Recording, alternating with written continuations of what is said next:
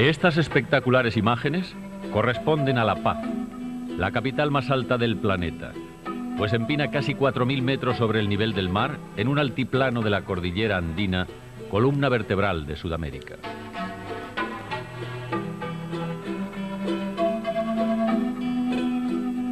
El altiplano es una meseta árida, constantemente barrida por fuertes vientos, una zona de altas cumbres, en medio de la cual se encuentra la capital de Bolivia, país que ostenta con orgullo su nombre, en homenaje a su libertador Simón Bolívar, quien siempre dijo que de las 5 repúblicas que fundó, esta era su preferida. En este programa recorreremos un buen tramo de la geografía de este hermoso país enclavado en el centro del mapa sudamericano. Evocaremos sus ancestros amerindios, su vida colonial. Escucharemos sus bellas melodías, disfrutaremos de sus danzas ancestrales y nos sumergiremos en su contrastado paisaje, partiendo de los escenarios que constituyen desde siempre el reino de la llama, es decir, el altiplano.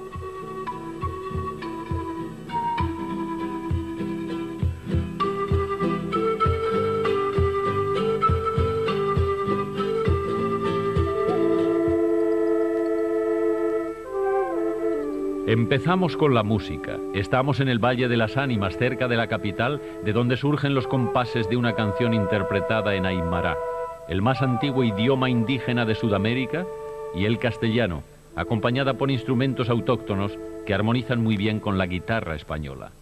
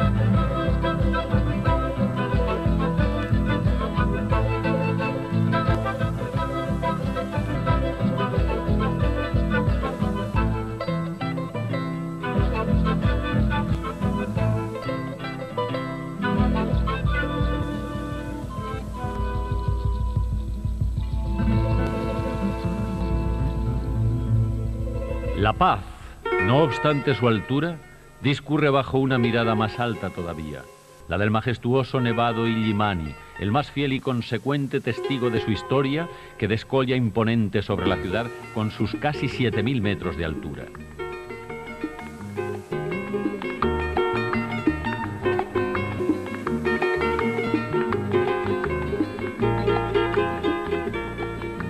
Alberga la ciudad el valle de Chuquiago, que se abre en la geografía andina como una herida cortada a cuchillo para romper la soledad y proteger al hombre de la inclemencia del altiplano.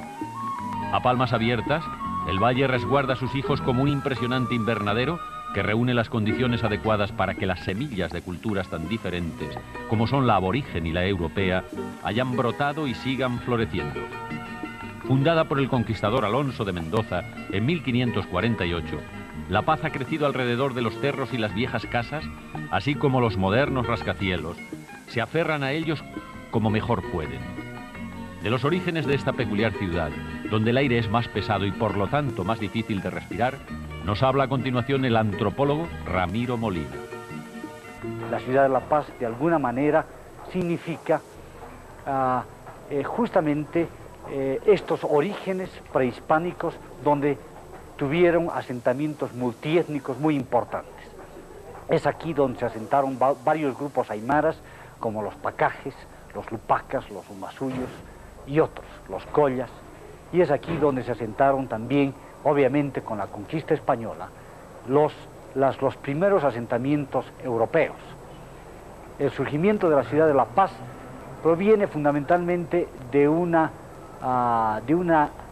situación estratégica entre Potosí y Lima.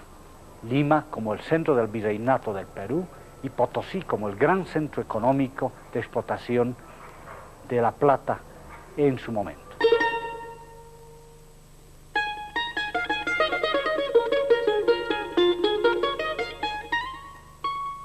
A pesar de su peculiaridad, el paisaje urbano de la capital boliviana es, como en casi todas las capitales de la América total, una mezcla de la ciudad colonial y de la ciudad moderna. Entre sus monumentos más característicos se destaca este, el erigido al fundador.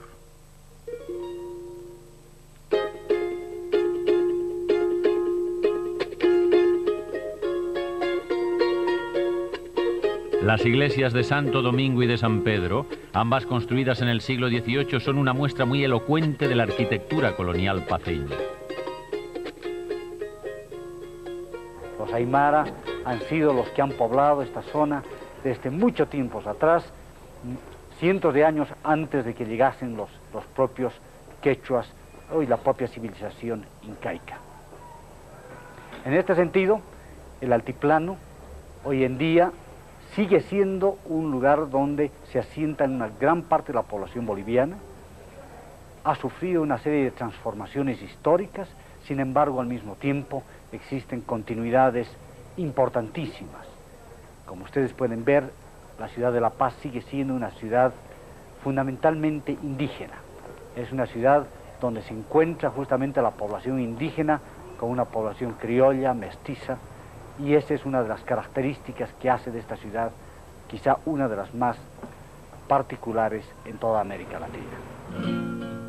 De los cerros andinos convergen sobre esta plaza de San Francisco las diferentes culturas que conviven en la ciudad. El convento del mismo nombre, con su hermosa portada barroca, es el símbolo más elocuente de la época colonial.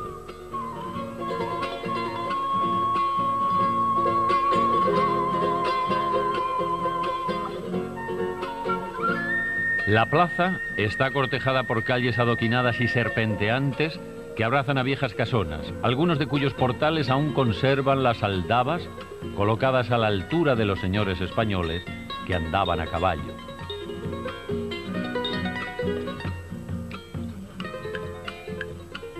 Y es en esta ciudad precisamente donde se dan los primeros movimientos de independencia en América Latina. Uno de los grandes personajes de este momento de la independencia ha sido justamente Murillo, quien vive justamente en esta calle y quien ha logrado una movilización de la clase mestiza, criolla, para justamente lograr la independencia de Bolivia en 1825. Sin embargo, hay un antecedente previo importante. La Paz fue sitiada en 1780 por Túpac Katari, uno de los grandes dirigentes indígenas, quien rodeó la ciudad de La Paz por varios meses, y esta ciudad se encontraba sitiada por este gran líder. No se olviden que hoy en día, inclusive, el nombre de Túpac Katari tiene un gran significado político. Existen varios partidos cataristas que de alguna manera hacen recuerdo a esta gran sublevación indígena que de alguna manera fue los antecesores a la independencia de Bolivia. La casa del precursor Murillo se conserva en todo su esplendor como un museo colonial con estupendas obras de arte y muebles del siglo XVII.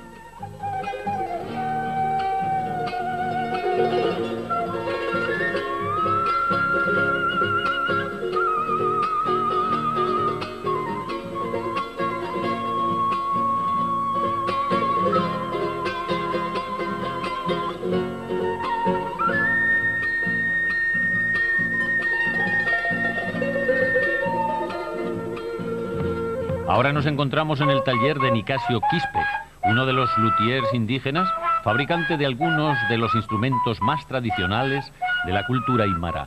Mi nombre es Nicasio Quispe y mi trabajo por tradición de niño, que conservo como un alto patrimonio cultural, conservando y siguiendo las huellas de nuestros ancestros, como unos viejos conocimientos de nuestros antepasados, que los conservo, los sagrados instrumentos nativos de la cultura aymara.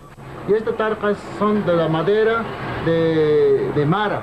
Y también es época de interpretación desde la Navidad hasta Carnaval, porque los instrumentos alegres contactan también con la naturaleza, porque no hay que interpretar en esa época, época de la naturaleza, cuando está verde, la papa cuando está floreciendo, no se interpreta instrumentos de fúnebres, instrumentos de tristes y de penas, sino que interpreta instrumentos alegres.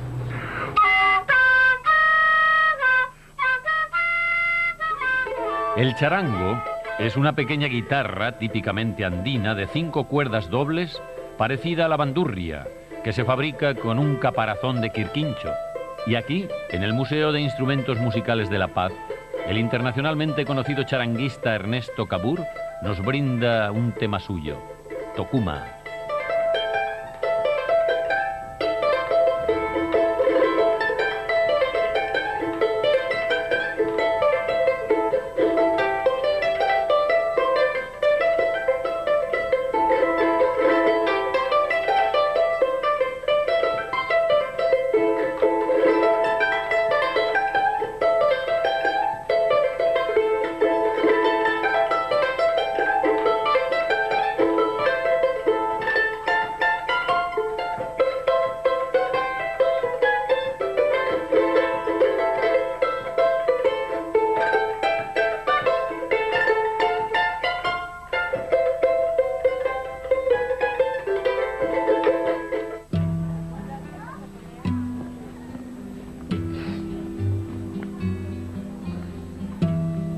Los domingos, mientras se dice la misa en la iglesia, la ciudad indígena bulle al lado del corazón colonial con sus mercados y sus ferias de artesanía.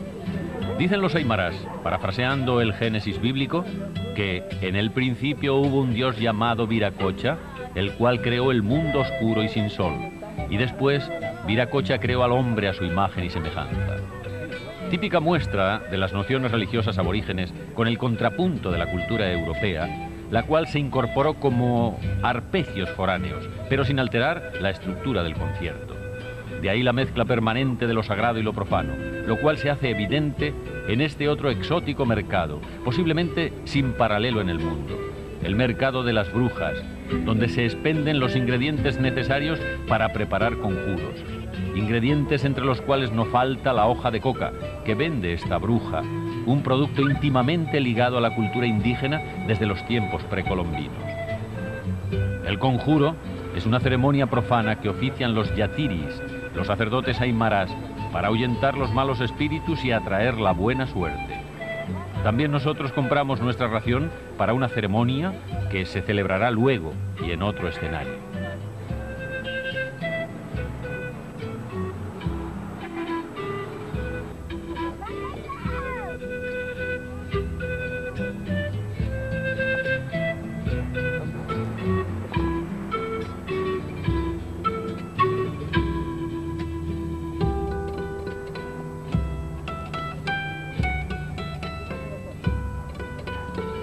Las brujas, rodeadas de todas las especies propias de su oficio, tratan de tentar a la fecundidad o a la prosperidad con diminutos fetos de llamas, hierbas y gran variedad de amuletos. Pretenden, sobre todo, convencer al cliente para que no se vaya sin comprar algo que lo proteja frente al azar.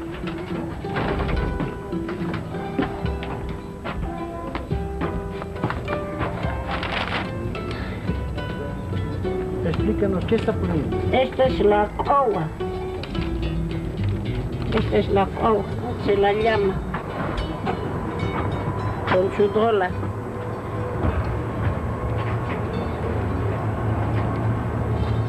Es el titi para la suerte. Es la mistura, la pachamama.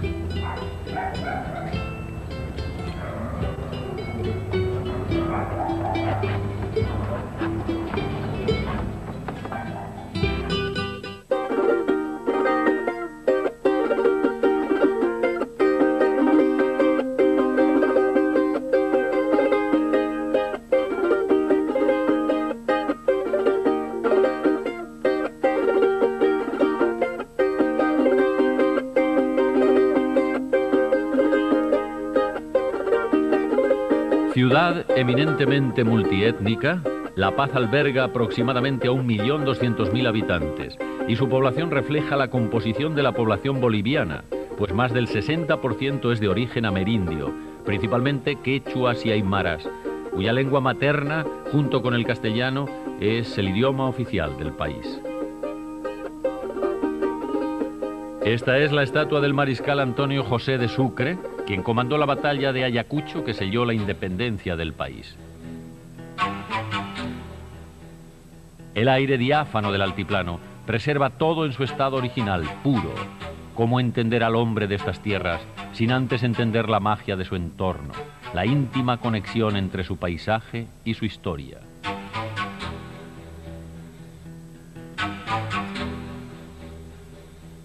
Estamos ahora en el pueblo de Tiahuanaco, donde se conservan las ruinas de una legendaria ciudad prehispánica que fue la expresión más importante de las culturas que poblaron inicialmente la región. Su influencia se extendió hasta la costa peruana, Chile y Argentina. Su lengua materna, la lengua aymara, es una de las más antiguas de la América total.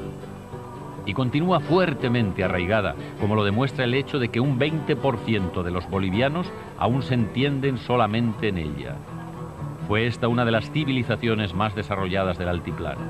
Complejos sistemas de riego amamantaron estas tierras donde la quinoa, grano altamente proteico, ha sido desde siempre una de las bases de la alimentación de estos pueblos.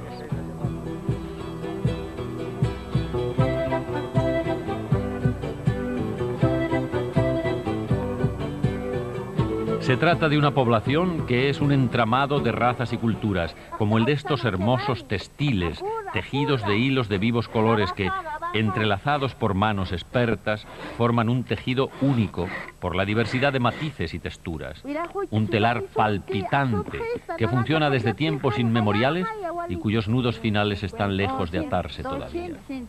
Estas tejedoras solo saben expresarse en aymara. Nos lana es oveja. ¿Y quién cacha quién se acuña? Ane. Mancayo que mais.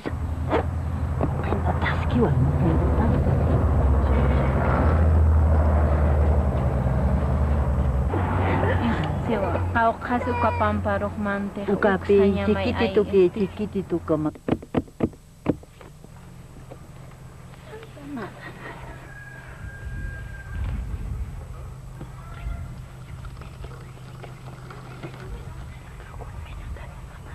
El altiplano es, en primer lugar, un lugar geográfico muy importante dentro de la cordillera de los Andes, que de alguna manera el hombre ha logrado conquistarla a través de los años, se calcula alrededor de 10 a 15.000 años, a través de la conquista justamente de dos de sus características más adversas, que es la altura y el clima. Y en este caso, en el altiplano, por el frío. La conquista del frío y la altura han sido dos de los grandes retos del hombre andino y a través de su conquista, se podría decir que han surgido desde entonces una serie de contribuciones culturales muy importantes. A diferencia de otras culturas que están sobre el nivel del mar, alrededor de 3.000 a 4.000 metros sobre el nivel del mar, como los Himalayas, el Tíbet y otros lugares del mundo, es solamente en el área andina donde se concentran poblaciones densamente pobladas y con organizaciones políticas tan complejas. Esto solamente se logró a través de una serie de domesticaciones con plantas que son totalmente adaptadas a la altura y al frío, y la domesticación de dos animales que son fundamentales, la llama y la alpaca.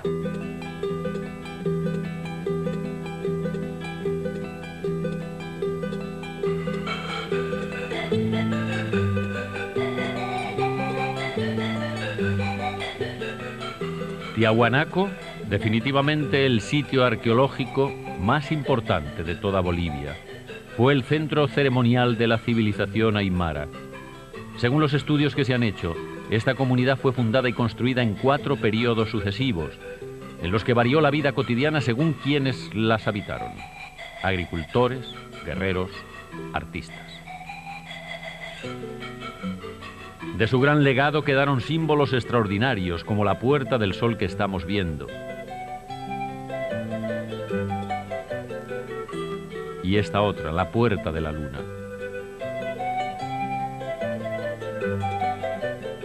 El sitio arqueológico se extiende unas 20 hectáreas y comprende palacios, templos, escaleras de piedra y figuras talladas.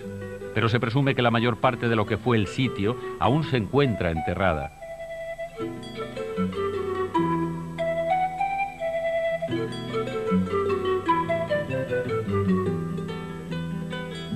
En estas soledades, la música andina suena como una queja profunda. Así las notas que escapan de sus instrumentos pretenden ser alegres. Oigamos y veamos la danza mosedeña, interpretada por la Compañía de Danzas de Bolivia.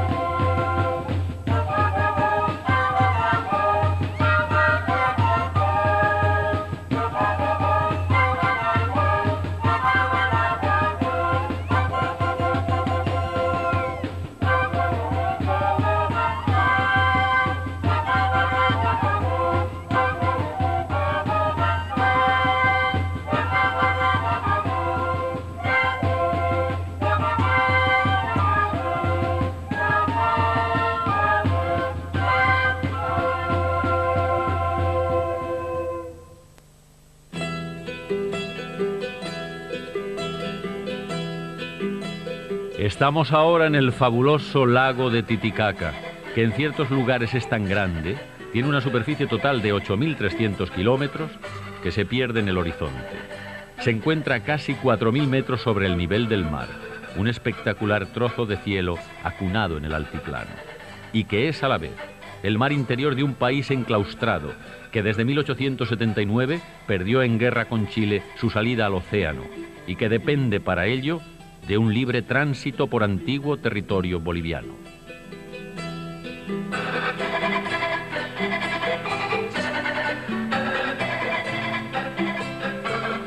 El lago de Titicaca es un fenómeno geográfico y cultural de la América total. No solo es el lago más alto del mundo, sino que es también la cuna de la civilización inca, el origen mítico de la cosmovisión andina. De sus aguas nacieron Manco Cápac y Mama Ocllo, líderes mitológicos del pueblo quichua, en busca de las ciudades de donde habrían de regir el vasto imperio incaico. Esa ciudad fue Cuzco, en el vecino Perú.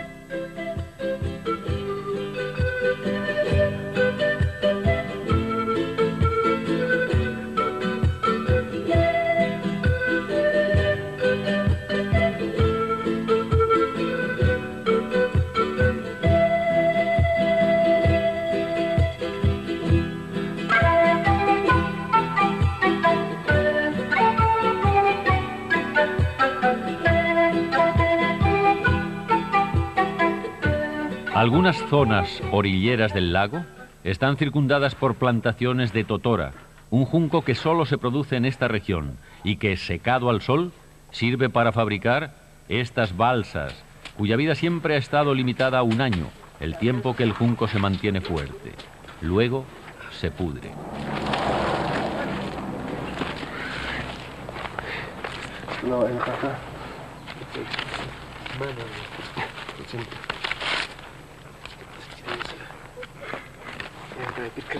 Las balsas eran las que usaban los antiguos pescadores y hoy todavía se usan para salir a pasear y como medio de transporte por el lago. A través de la tradición oral, estos artesanos han aprendido a fabricarlas tal cual lo han venido haciendo sus antepasados desde tiempos inmemoriales. Es impresionante cómo logran compactar el junco para evitar filtraciones de agua y lograr una flotación segura. La construcción de una balsa, realizada por 4 artesanos, se lleva 1 día o un poco más. Los bolivianos llaman jocosamente a estos hábiles artesanos los astilleros del lago.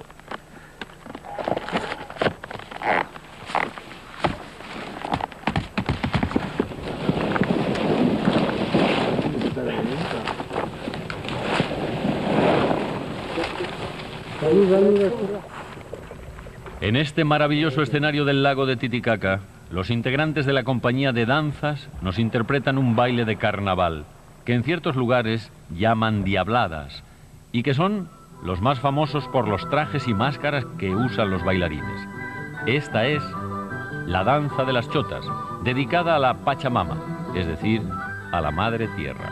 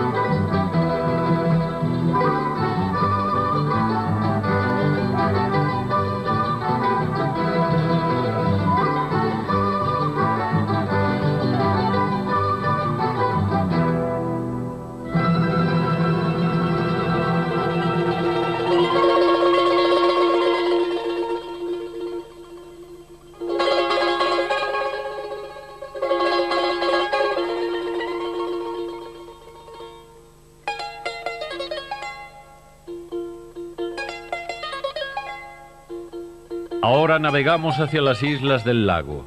Se trata de las islas del Sol, de la Luna, de Suriki y Calauta. Cuenta la leyenda que estas islas son parte de un pueblo sumergido llamado Huancú, cuyas ruinas se observan desde la superficie lacustre. Las plácidas aguas del lago, las cuales al parecer nunca se encrespan, ni cuando las azotan los furiosos vendavales, se tornan en los atardeceres de un intenso azul añil, tiñe todo el paisaje, pero al amanecer se tornan doradas.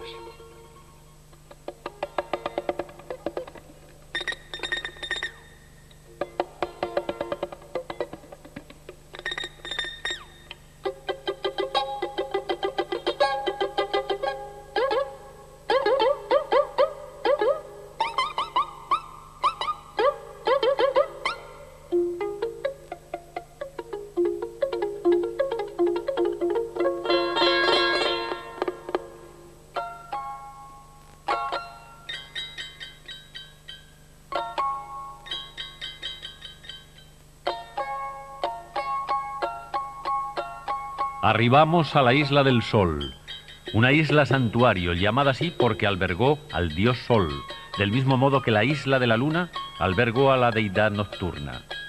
Desde las profundidades de esta isla, sirenas enamoraron a los Ulises indígenas.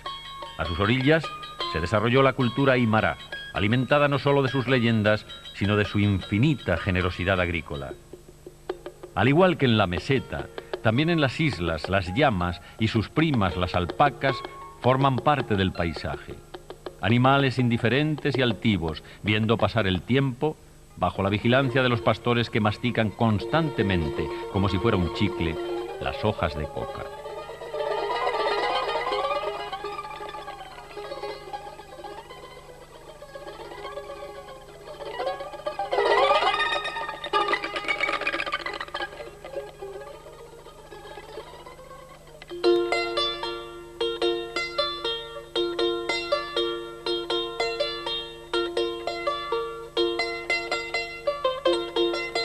Esta inmensa escalinata de casi 1 kilómetro es tan antigua como la milenaria vida cotidiana de la Isla del Sol. A través de sus cientos de peldaños, las indias bajan a cumplir con uno de los más antiguos ritos domésticos, el lavado de la ropa, tarea que se cumple dentro de la más rigurosa tradición, a orillas del lago.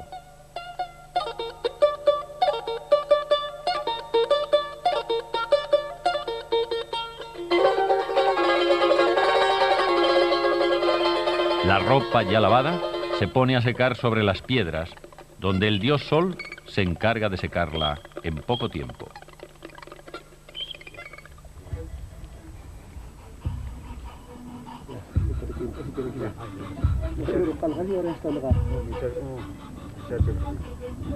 Y es ahora y aquí donde usaremos los ingredientes comprados en el mercado de las Brujas de la Paz para que los yatiris aymaras de la Isla del Sol celebren la ceremonia del conjuro o exorcismo que habrá de proteger y dar suerte a los integrantes del equipo de la América Total.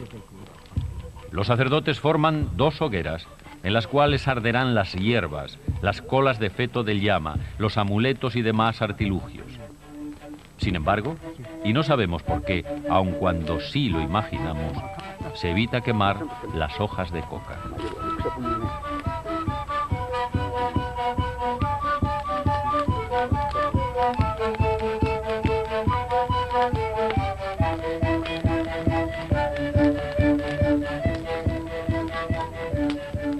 El rito lo preside este viejo yatiri, quien es el encargado de las correspondientes oraciones en aymara, mezcladas, como podrán apreciar, con palabras castellanas. Más bien, ples caucarus viajeña pataquis como.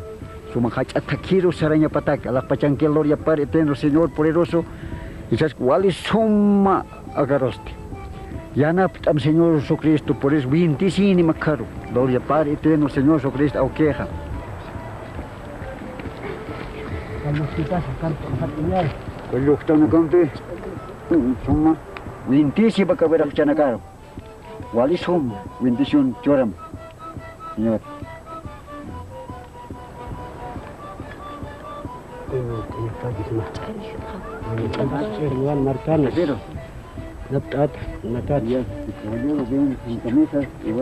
El conjuro se ha cumplido, pero eso sí, nos advierten los sacerdotes, su efecto solo dura un año, lo cual nos obligará a volver para renovarlo.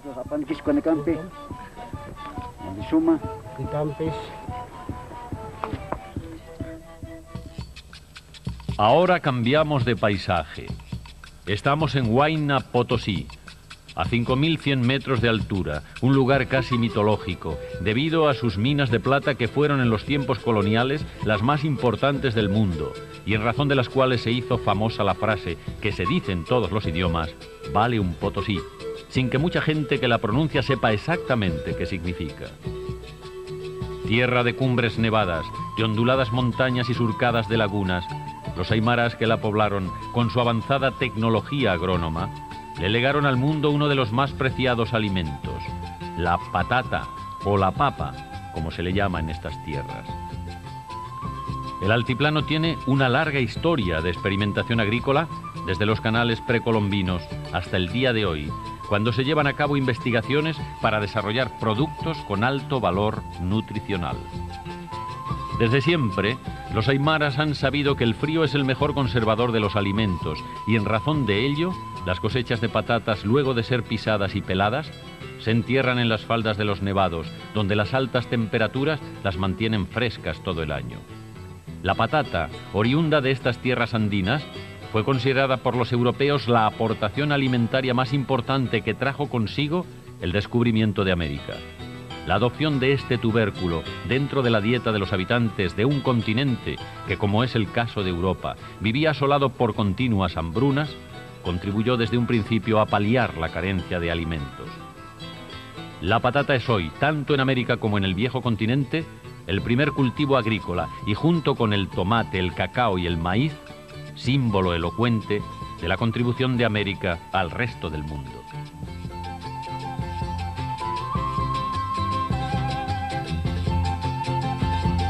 Es en estas riberas donde nace Víctor Hugo Cárdenas, el primer vicepresidente aymara que tiene Bolivia, un hombre que simboliza la vigencia de las antiguas culturas andinas y su participación vital en el moderno panorama nacional. Hemos pedido al señor Cárdenas que nos hable de la influencia aymara en la política contemporánea boliviana. El pueblo aymara es uno de los pueblos indígenas más importantes, no solo de Bolivia, sino de países vecinos como el Perú, Argentina, Chile, incluso Ecuador. En Bolivia, el pueblo aymara es parte de la historia esencial, de la historia larga de Bolivia. Es decir, los aymaras vivimos en esta tierra antes de la llegada de los quechuas y de los incas. Somos herederos de la cultura puquina, luego vino lo aymara y es posterior el crecimiento y el apogeo de lo quechua. Contemporáneamente, el pueblo aymara, en términos cuantitativos, es la etnia más grande de los 2/3 de población indígena que tiene Bolivia. Como primer vicepresidente indígena, deseo expresar que en el tiempo contemporáneo, Bolivia, España, Bolivia y Europa debemos aprender unos de otros con la apertura que no tuvieron tal vez nuestros antepasados para comprendernos positivamente, ver nuestras coincidencias y aprender de nuestras diferencias para crear una auténtica amistad y no solo ser amigos, sino también ser socios en un proyecto común. A diferencia de otras ciudades de la América total, La Paz no fue solo la hija mestiza del encuentro de dos culturas, sino más bien el espacio de síntesis mágica, donde los colores, los sabores, olores y amores de estas gentes lograron coexistir sin eclipsarse. La cultura aquí no ha llegado al final de su camino, por lo cual no es un objeto de interés antropológico, sino más bien un cotidiano ritual. Estos cuadros que estamos viendo son obra de la pintora Guiomar Mesa, cuya temática gira en torno a viejos mitos, tanto precolombinos como cristianos. Es a la vez un reflejo de identidad y la búsqueda de un sincretismo cultural.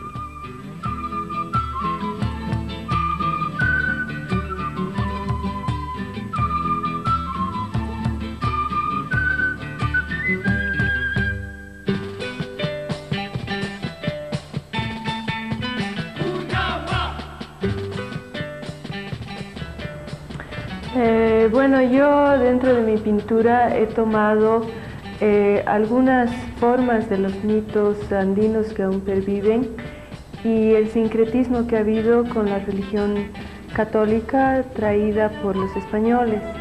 Por ejemplo, tengo un cuadro que es el cuadro de la Virgen Cerro, que es un homenaje a un cuadro que se encuentra en Potosí, que trata de la Virgen Madre, que es el sincretismo entre la imagen de la Virgen y el de la Pachamama. La Pachamama, que es la diosa de la tierra, y la Virgen, que representa el nexo entre los cristianos y Dios. Yo he hecho una nueva versión de este cuadro, pero en un sentido desmitificador.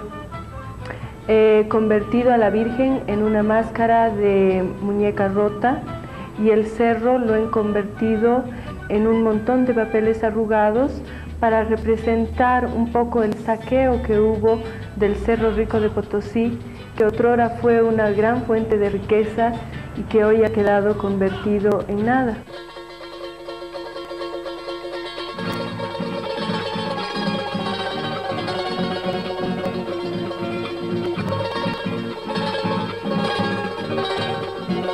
La indumentaria de las cholas, que es como llaman a las mujeres aborígenes, es de las cosas que más llaman la atención del turista en La Paz. Es una ropa viva, diferente, que corresponde a una cultura propia, orgullosamente defendida. Las cholas aquí son las hábiles dueñas de negocios de comercio y algunas han llegado a participar en la política, como la diputada Remedios Losa, que nos habla del papel de la mujer en la cultura aymara.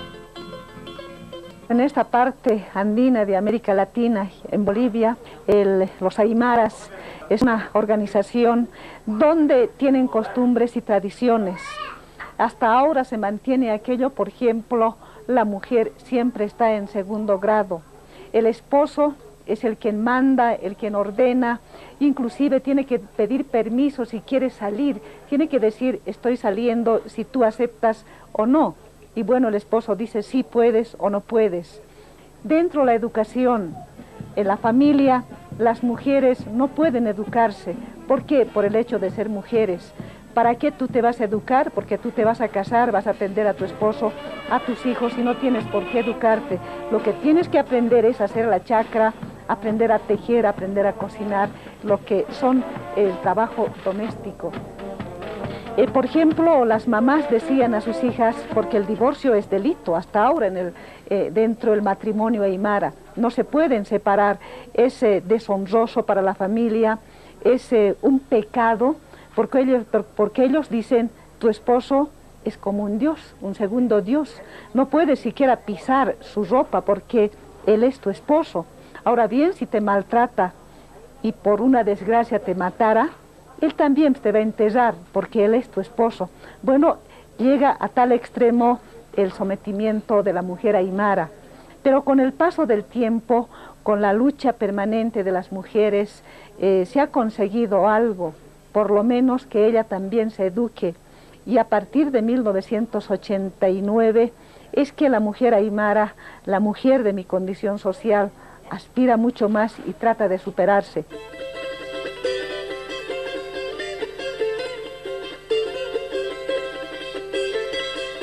Pero la moda femenina en Bolivia no es solo de ascendencia aymara. También la hay de moderno acento universal, como la creada por la famosa diseñadora paceña Beatriz Canedo Patiño, cuyos modelos, realizados fundamentalmente en tela de alpaca, compiten con éxito en las grandes pasarelas del mundo. Nos encontramos en su taller y le solicitamos que nos hable de su costura. Como empresaria empecé como hace recién 10 años atrás, pero yo estudié moda en París. Entonces fue durante mi estadía allá que vi por primera vez una tela de alpaca, porque yo salí muy pequeña de Bolivia, entonces yo había visto la alpaca solamente de una forma muy rústica. Entonces fue en París cuando vi por primera vez una tela de alpaca, me pareció hermosísima. Y sobre todo que tiene una gran versatilidad, y fue así que realmente fue, como se dice, no una voluntad mía que yo quise trabajar solamente en alpaca. Ahora, ustedes dirán, ¿cómo una colección entera en alpaca? Sí, porque tiene, como les digo, las texturas son muy diferentes, ¿no? De algo como la alpaca suri, que se presta perfectamente para un abrigo, como puede ser también para algo muy ligero como un traje sastre, que es seda con alpaca bebé, o también en esta otra muestra que es de alpaca. Entonces, y así desde esos tiempos que vengo trabajando enteramente en alpaca, ¿no? En el término correcto, que es una colección.